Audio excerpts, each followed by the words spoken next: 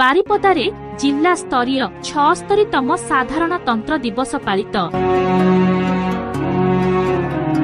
मयूरभंज जिला सदर महकुमा बारिपदा ठारे महासमारोह पालित होई जाइछि जिला स्तरीय 76तम गणतंत्र दिवस। एही अवसर में सम्माननीय जिलापाल श्री हेमकांत सय मुख्य अतिथि भावे जातीय पताका उत्तोलन, सम्मिलित प्यारेड रे अभिवादन, उद्बोधन, पुरस्कार वितरण और विविध कार्यक्रम रे योगदान करथिले। निर्धारित कार्यसूची अनुसार जिला आरक्षी अधीक्षक श्री वरुण गुंटुपाली और अतिरिक्त जिलापाल श्री विभूति भूषण नायक मुख्य अतिथि को रिजर्व पुलिस प्यारेड पड़िया मंच उपरकू पाछटी आनिथिले। जिलापाल श्री सय जातीय पताका उत्तोलन करबा सह सम्मिलित प्यारेड रे अभिवादन ग्रहण करथिले। पुलिस बैंड द्वारा परिवेशित राष्ट्रीय संगीत एवं तत्परे रिजर्व पुलिस निरीक्षक तथा कमांडर श्री आलोक कुमार कानूनगों द्वारा परिचालित परेड रे ओएसएपी, पुलिस, होमगार्ड, समर शिक्षार्थी बाहिनी, रेड क्रॉस,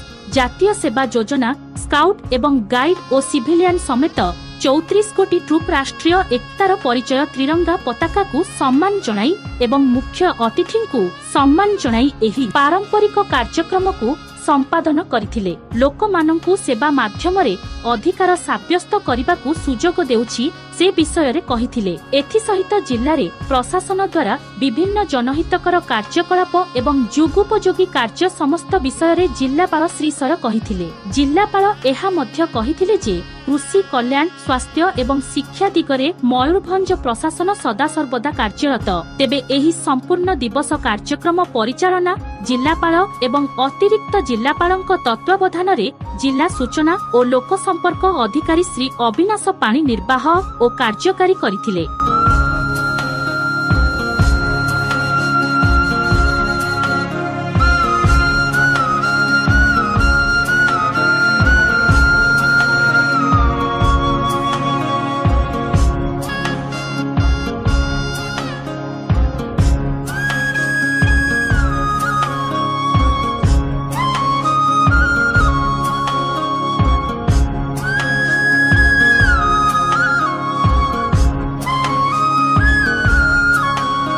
सुमंत पात्रंक रिपोर्ट एसटीवी न्यूज ओडिशा 24।